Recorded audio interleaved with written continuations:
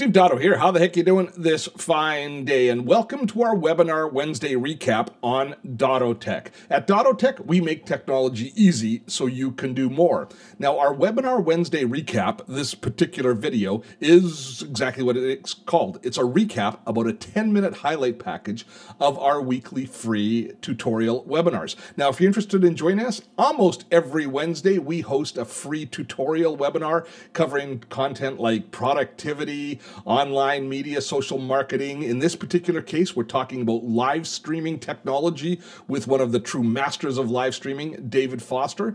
You can find links below to sign up and join us for the entire webinar. Now, usually the webinars take between an hour and an hour and a half and an hour and a half of your time, but this particular video that you're watching now is a 10-minute recap, the highlights of some of the most important and actionable items from this week's webinar. Now, we are talking live streaming this week, and mainly I've edited down to David and I talking about the hardware, software, and techniques you need to get started live streaming like a true pro. Sit back, relax, and enjoy this week's Webinar Wednesday with David Foster. Live streaming has had such a renaissance because, and I think it's a little bit confusing. There's live streaming like what we're doing right now. I mean, a webinar is a form of live streaming, but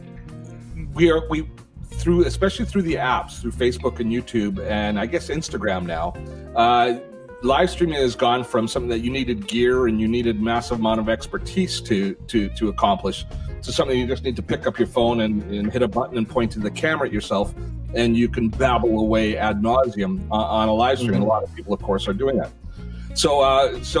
But what we're going to be mainly talking about today is not the pointing your phone at your face and doing a live stream, although you can. Yes, but you can. Instead, we're going to be talking about using it a little bit more strategically and trying to build more of a show as opposed to just a, I don't even know what I'd call it, a curiosity. The way we call it is you have your show, which is your structured, consistent, like once a week or once every 2 weeks or whatever. That's your show. And then we have what are called live streams. And live streams are with your phone where you're just out and about. You're bringing your audience along for a journey that basically promotes your show. So you're just using those to get people to your main event. Interesting. You're calling it life stream. Yes, life, as in you're just streaming your life. Did you coin that term? In studio perspective. So let's just start talking about what you think an ideal kind of a good, better, best in studio setup is, and then we'll touch on your mobile setup as well. Okay, so I know we're gonna tick a lot of people off right now. It's gonna happen, but I want to preface it with this. I am 99% Mac in my household. I have a MacBook Pro, Apple Watch, iPhone, iMac. I'm a Mac guy, but for live streaming, I am 100% PC. And the reason is for the money and the specs that I can get. I'm getting a lot more bang for my buck, and the Macs just really are not great at live streaming. Now, you can do it. If you're doing just a single camera production, like a webcam or a microphone with something like Wirecast or Ecamm Live, it can be done. But the moment you try to introduce multiple cameras and you start hitting that CPU, Apple locks down the encoding, so you're going to choke it. And even now, if you get into like a iMac Pro or the Mac Pros, where you're talking $5,000, $10,000, $15,000 Macs, it's going to be a little bit better, but they still just are not made to do that. Whereas the gaming PCs that are being built these days, those things are powerhouses. And I'm able, with the PC that I got right now, that I spent $1,500 at Best Buy for, I'm able to do 4K camera feeds if I wanted to. I'm generally sending 1080p, 60 frames per second. And this is a little geeky for some of you probably, but that's okay. At 14,000 megabits per second to Facebook, and it looks amazing. And it's just made to process all that, because you are processing a lot of information. You are processing full 1080 HD at 60 frames per second. That's pushing out over the web, and that's just a CPU hog. And Macs just are not made to handle that as much. Now, you can make, if you're a real computer geek, you can make it happen. You can use external capture cards and stuff like that can take the workload off of the Mac, and you can find ways to do it, but you're talking a lot more money and a lot of playing around. So I tell people, if you're wanting to on a budget, take your production to the next level. Start looking at a high-end gaming PC that you can generally pick up from about $1,500. I was blown away when you started, because I always thought it was the video card that was what was important as far as live streaming, but it's the processor. Yes, the video card is important for your output, and your video card is important for your inputs that are coming in that you're seeing, right? Yeah. But it's all your processor and stuff that's pushing that out. It's your graphic, your GPU. So there's a reason that even that I use the software that I use, because what it does is it splits the workload of a stream between the CPU and the GPU, making it much more efficient. Whereas when you're streaming out of a Mac, it is completely going off a CPU because they don't use good graphic cards in the Macs. Now there's going to be people who are going to be building a dedicated live streaming setup. They're one. But people who do have an investment in Macs in their office, and they are going to do some live streaming, but they aren't going to dedicate a complete build to it. In that case there, personally, and I actually have a relationship with them, but Ecamm Live is the best bet for them. Yeah. Well, can I say the Ecamm Live is the most efficient software I've found on a Mac. And second would be Livestream Studio, which is owned by Vimeo now. They just released a Mac version. But OBS and Wirecast, I've had so many issues with them because they just choke out if you add more than you start getting into 2 or 3 cameras and you're going to lock it up. Yeah. Almost guaranteed. And in ease of use, those two apps are years ahead of OBS and Wirecast, which Ecamm Live, that is because for the money, for the efficiency, and the team of people that work on that, those guys are serious and they do really good work and they care. And there's certain things that I told them at the beginning, hey, it really needs to have this, and they implement it. So it is a very, very good company. They're great guys. It is great software. So if you are on a Mac and you're wanting to take it to the next level, that is a good starting point. But yeah. And full disclosure, I'm doing some consulting work for the guys at Ecamm, so I have a little bit of vested interest. But I chose to do some work with them because I really do you chose wisely. And Glenn and those guys, they're great. Yeah, they're salt of the earth. Okay, so what's your choice of tool when you're on your PC?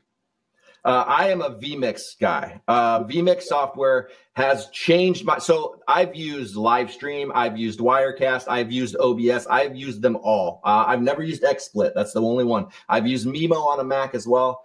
But what I found with vMix is it covers everything that I need. And as a one-man show, so we do have a producer for our live streaming pros show. My brother, he produces that show for us, so we don't have to worry. But I'm a one-man show on Geeks Life, so I switch my own show. vMix has things called triggers to where if I push one button, I can make a series of 10 things happen. I can make it so that if I turn and look at a different camera and that mic peaks, I can change to that camera. There's so many things that I can do with vMix. And as far as like the capabilities and what you get for the money, I've not found anything like it. So I love it. And the guys are a lot like the guys at Ecamm. They're just really great guys. They work hard. They listen to their customer feedback and they implement changes that people want and not try to figure out, they don't just like willy-nilly throw things out there. They listen. Mm-hmm. Okay. So into this software, a good quality gaming PC, if you are going to build out a new system. But what about cameras, mics, lights? Just same basic setup as we have for screencasting or webinars? Yeah, basically, so even with vMix software and a gaming PC, I'm actually able to make a Logitech camera look like a studio camera. It looks a lot better because I've got a lot of tools in there that I can color correct. I can add contrast. I can really get in there and manipulate it to look a lot better.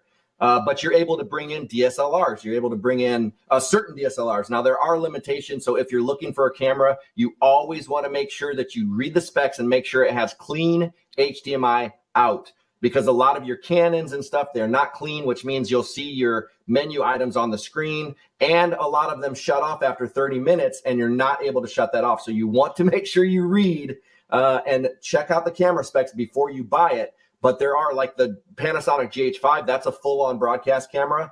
We use Blackmagic Studio cameras here. You can use any camcorder, XA10, XA25 from Canon, Sony AX100s.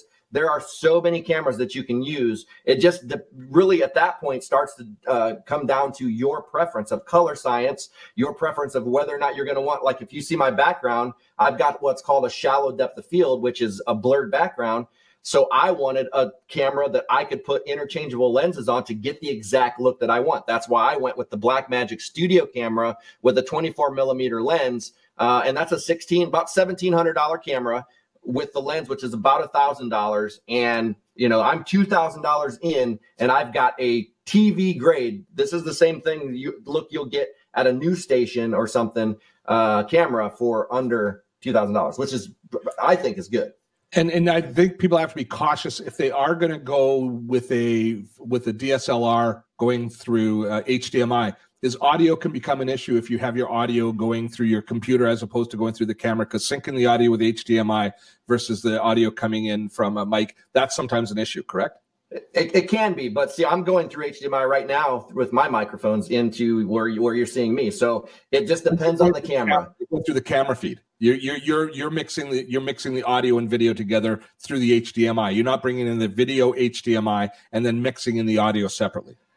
Right. No. So yeah, because there are some cameras. That's where camcorders come in great. Camcorders will pass audio. Some DSLRs pass audio, like the GH5, because that's a broadcast camera. Most Sonys pass audio, but some of the Canons do not pass audio.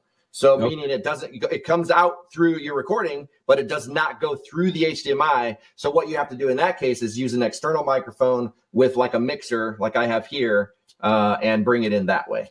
Yeah, and there you have it. Just 10 minutes or so of our webinar with David Foster talking about live streaming. Now, if you want to join us and get the full Webinar Wednesday experience, well, check below for the links for you to sign up for our free weekly tutorial webinars. We talk about social marketing, productivity, desktop video.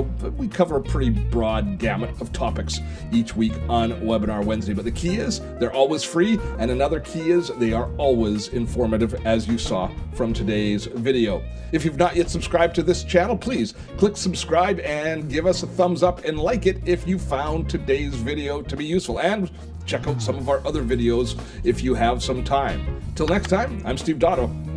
Have fun storming the castle.